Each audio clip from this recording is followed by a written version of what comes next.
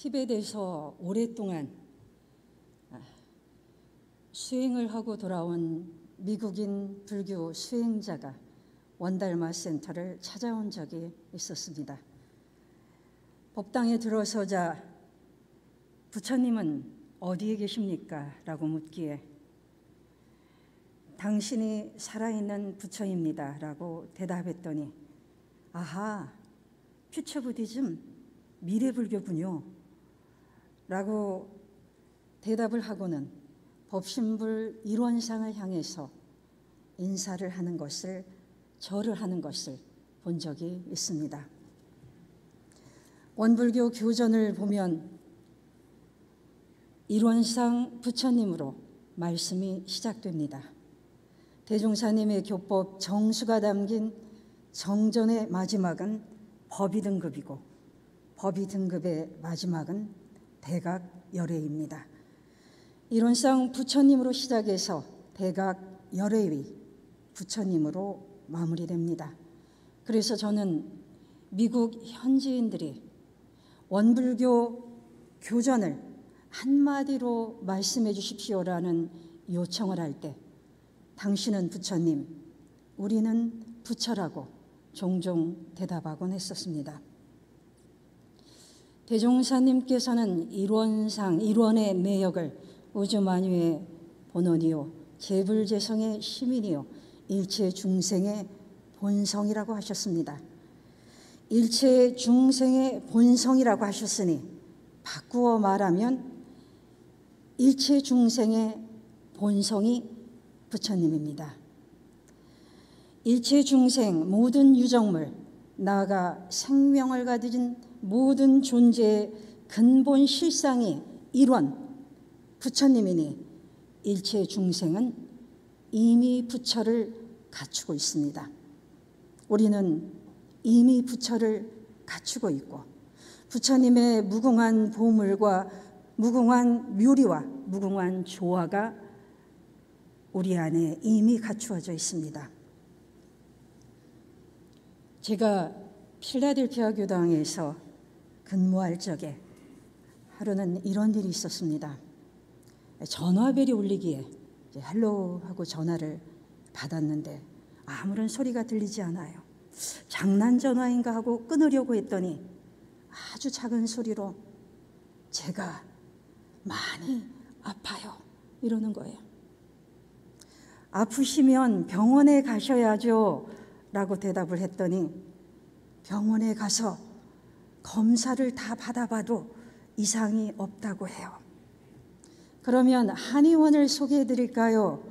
라고 했더니 한의원에 가서 침도 받아보고 맞아보고 한약을 받아서 먹어보았지만 그래도 아파요 그러는 거예요. 그러면 원불교에 한번 오세요 하고는 전화를 끊었습니다. 그날 오후에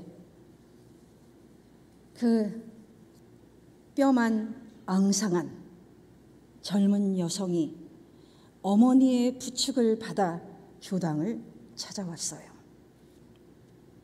그녀는 10대 중반에 미국으로 이민을 와서 30대 중반에 중소기업의 부사장이 한국인으로서 여성으로서 성공한 직업 전문 여성이었습니다. 그런데 회사 일로 몇 달간의 장기 출장을 가게 되자 10년을 기르던 고양이를 어머니에게 맡겨놓고 다녀왔다고 해요. 그렇게 몇 달 만에 장기 출장에서 돌아왔더니 그 고양이가 이미 손 쓸 수도 없이 아파 몸져 누워있고 그리고 그녀 눈앞에서 숨을 거두었다고 해요. 지난 10년 동안 그녀에게 있어서 고양이는요 친구이고 애인이었고 가족이었고 위안이었고 보람이었고 행복이었는데 그 고양이가 죽었단 말이죠. 그녀는 그 고양이의 죽음을 받아들일 수가, 인정할 수가 없었다고 해요. 아니야, 죽었을 리가 없어. 저 죽어있는 저 고양이가 내일 아침이면 벌떡 일어나서 돌아다닐 거야.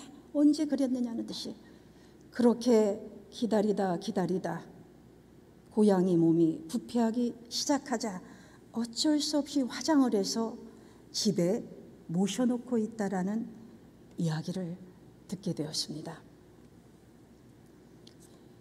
내가 출장을 가지 않았더라면 고양이가 죽지 않았을 텐데, 내가 고양이를 어머니에게 맡기지 않았더라면 죽지 않았을 수도 있는데, 그렇게 자신을 원망하고 회사를 원망하고 어머니를 원망하고 비관하고 절망하고 그리고 심각한 우울증에 걸려서 물 한 모금조차 삼킬 수 없게 되었다라는 이야기를 듣게 되었습니다. 그녀의 이야기를 다 듣고 나서 저는 이렇게 말을 해줬습니다. 우리 원불교에서는 죽음은 육신과 영혼의 분리라고 봅니다. 당신 고향의 육신은, 그 몸은 한 줌의 재로 변했지만 당신 고향의 영혼은 영원히 사라지지 아니하고 다음 생으로 다음 인연을 만나 다시 태어나게 될 것입니다. 내 고향의 육신이, 몸이 사라졌으니 절망하고 허망된 것, 나도 죽어야겠다라고 생각할 수도 있고, 고양이의 영혼을 위해 다음 생에는 더 건강한 몸으로 좋은 인연 만나올 수 있도록 기도할 수도 있습니다. 어떤 쪽을 선택할지 그것은 당신의 몫입니다. 그랬더니 한참을 생각하고 있던 그녀가 기도하겠습니다라고 대답을 하더군요. 그녀는 고양이를 위한 49일 천도제를, 특별 천도제를 결제하고 49일 동안 매일매일 40배씩 절을 하면서 기도를 시작하고, 그러니까 기도문을 읽기 위해서 물을 마시고 절을 하기 위해서 밥을 먹고, 그리고 일어나는 생각, 사라지는 생각, 마음 바탕을 보기 위해서 교당 선법회에 참석하기 시작했습니다. 그리고 마지막 종제식을 마치고는 고양이의 그 죄를 교당 뒤뜰 나무숲에 묻어주고 났더니 그녀가 환하게 웃으면서 이렇게 말을 해요. 저를 살려주셔서, 다시 살려주셔서 감사합니다. 열심히 살겠습니다.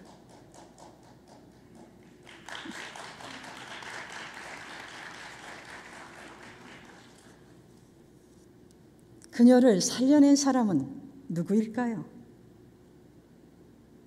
기독교 신앙을 하면서도 원불교에 전화를 한 것도, 어머니의 부축을 받아 교당을 찾아온 것도, 특별 천도제를 지내기로 선택을 한 것도, 물을 마시고 밥을 먹어가며 기도를 하고 천도제를 모신 것도 그녀 자신이 이루어낸 일이란 말이죠.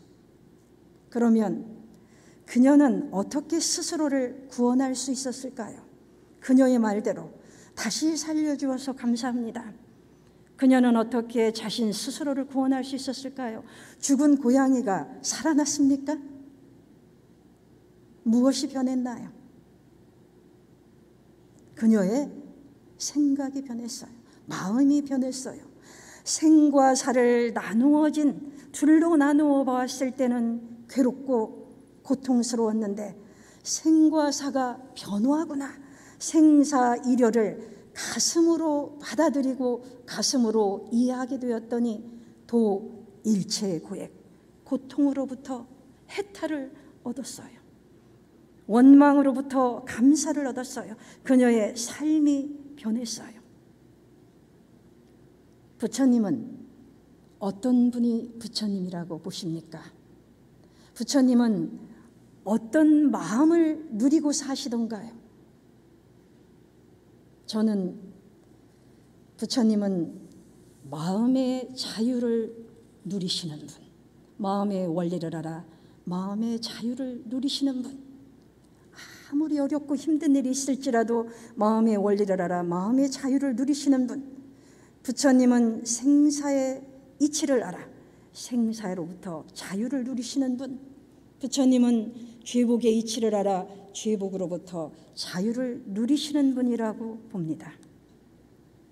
그러면 마음의 자유, 생사의 자유, 죄복의 자유라는 그 부처의 권능이 어떤 선택된 자, 일체유심조의 그 각성이 약속된 사람에게만 주어진 그런 권능이 아니라 그녀에게도, 우리에게도, 일체 모든 중생에게 이미 다 갖추어져 있더란 말이죠. 이론상 서원문에 보면 능이성이라는 표현이 나옵니다. 그대로 글자 그대로 풀이를 하면 능이 저절로 이루어진다예요. 무의와 자동적으로 누가 시키지도 않았는데, 누가 하라고 하지도 않았는데 저절로 알고 저절로 작용해서 이루어내는 위대한 실상 두 가지가 우리에게 있어요. 능이성 유상으로, 혹은 능이성 무상으로. 하나는 유상이고 항상 있는 것이니 불생불멸이고, 하나는 무상, 항상 있지 않으니 무궁무진한 변화를 말합니다.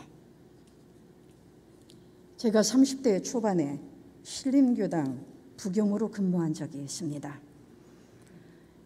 부경으로 근무를 하면서 신림 원강 어린이집 원장 겸직을 했었는데요. 한 번은 9달 된 아기가 새로 어린이집에 들어왔어요. 그 9달 된 아기가 엄마 아빠를 떨어져서 어린이집에 오니 어찌나 우는지요. 올 때부터 울어요. 점심시간이 되면 교사가, 다른 아이들 담임교사가 밥을 먹여야 하는데 이 아이가 울으니까 시간 나는 대로 가서 제가 아이를 돌봐주곤 했었습니다. 하루는 관악구청 사회복지과에서 사전 연락 없이 감사를 나왔어요. 감사로 와서 어린이집 문을 딱 열고 들어왔는데 마침 제가 검정 몸빼 포대기를 둘러서 등에 아기를 업고 복도를 왔다 갔다 하고 있는데 그분들이 문을 딱 열고 들어오더니 아주머니 여기 원장님 어디 계세요? 그러는 거예요. 네, 응접실로 2층 응접실로 가세요. 그렇게 하고는 아기를 내려놓고 정복을 갈아입고 응접실로 갔더니 앉아서 차를 마시던 구청 직원 두 분이 자리에서 벌떡 일어나요. 아니, 아까 아기 업고 있던 아주머니가. 그 후로 어린이집에 아기들이 하나둘 자꾸 들어오는 거예요. 정원을 채우고도 대기자 명단까지 생기니 참 신기한 일이에요. 그래서 어린이집 원화 상담을 한 학부모에게 물어보았습니다. 어떻게 우리 원강 어린이집을 알고 왔습니까? 했더니 요즘에는 인터넷을 보면 자료가 다 나와 있지만요. 관악구청에 전화를 했더니 우리 아기를 어느 어린이집에 보내면 좋겠습니까? 전화를 했더니 관악구청 직원이 원강 어린이집 보내라고 하더랍니다. 거기 보내면 시집도 안 간 원장님이 아기를 업어서 키워준다고 하더랍니다.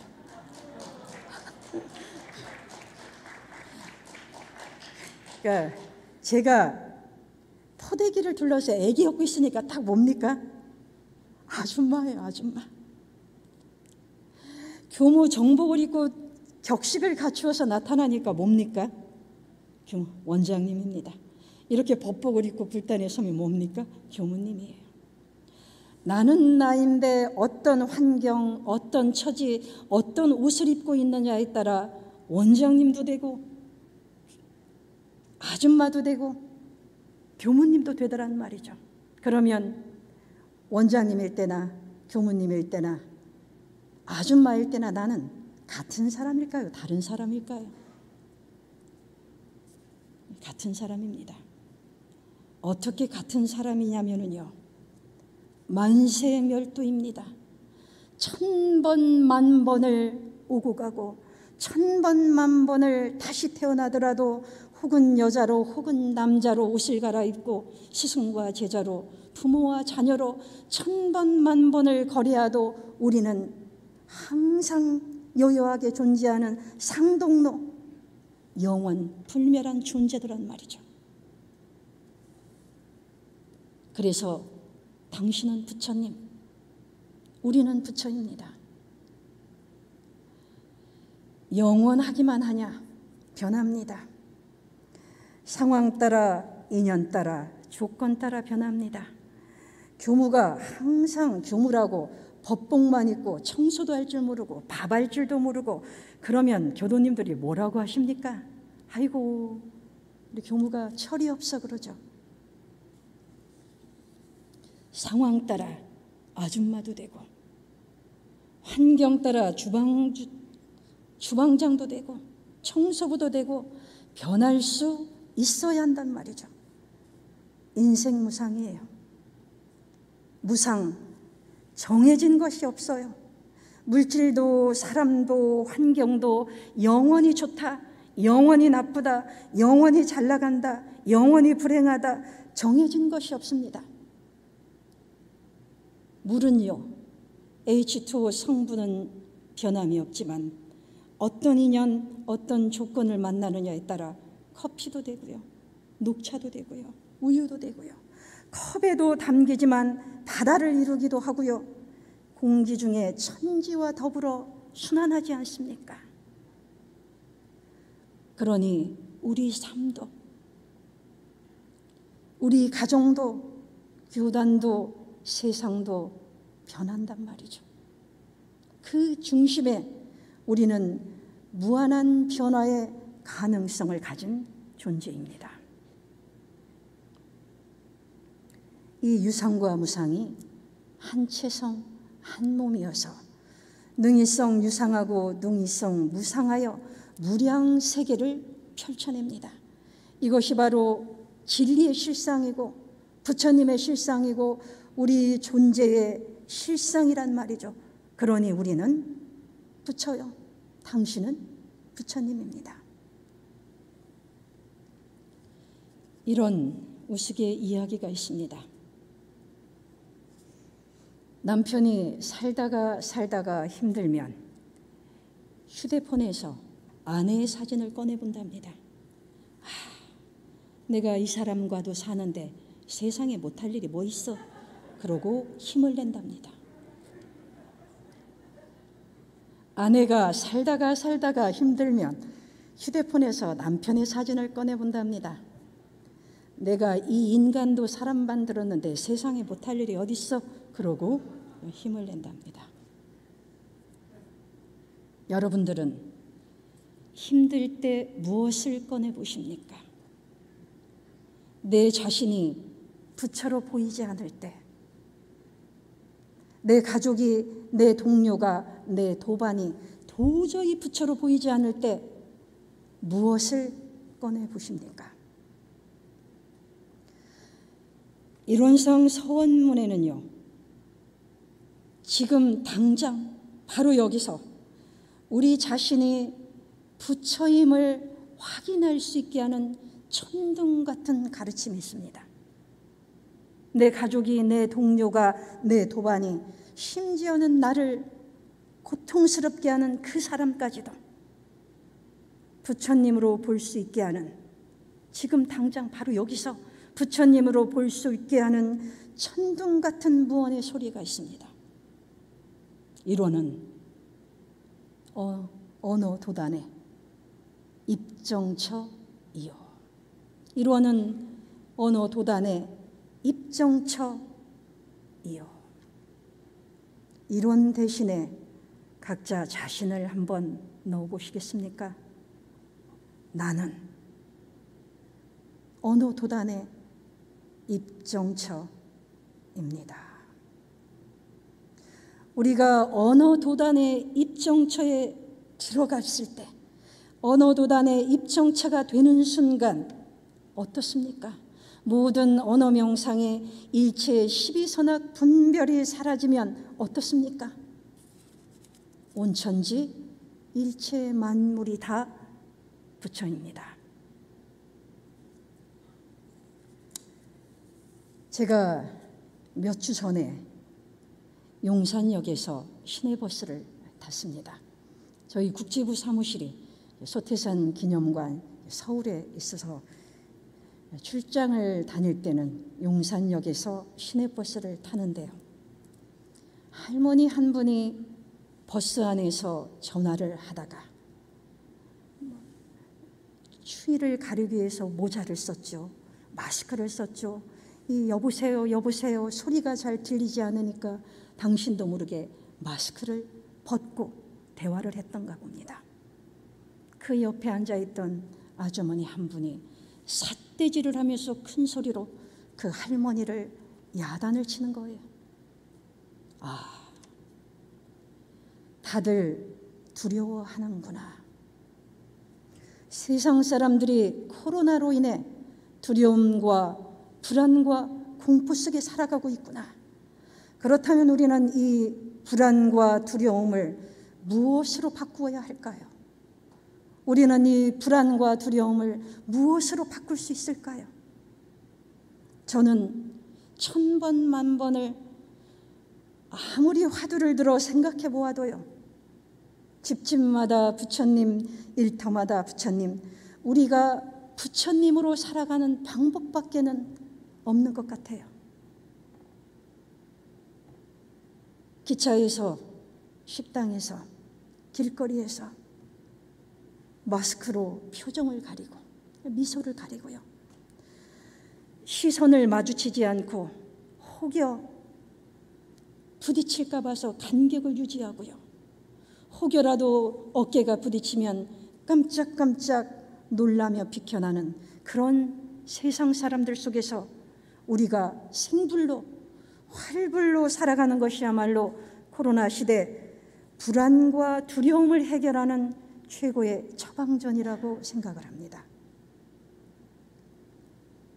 사람과 사람 사이에서 일어날 수 있는 온갖 분노와 원망의 불길을 끌 수 있는 비법이요, 전 인류를 행복하고 평화롭게 하는 열쇠요, 상극의 세상을 상생의 세상으로 그 판도를 바꾸어가는 힘이 있다면 그것이 바로 우리가 집집마다, 일터마다, 만나는 인연마다 부처님 세상을 만들어가는 힘이요 실천이라고 봅니다. 오늘도 이 법회의 인연으로 세계부활, 도덕부활, 회상부활, 성인부활의 그 거룩한 성업이 바로 우리들 자신의 마음 부활로부터 이루어진다라는 대서원으로 동정간의 일터에서 혹은 교당에서 혹은 이곳 총부에서 대불공, 대불공하는 불공으로 올 한 해 은혜로운 한 해, 평화로운 한 해 함께 펼쳐가 주시기를 기도하고 염원하겠습니다. 감사합니다. 소중한 설법 감사합니다.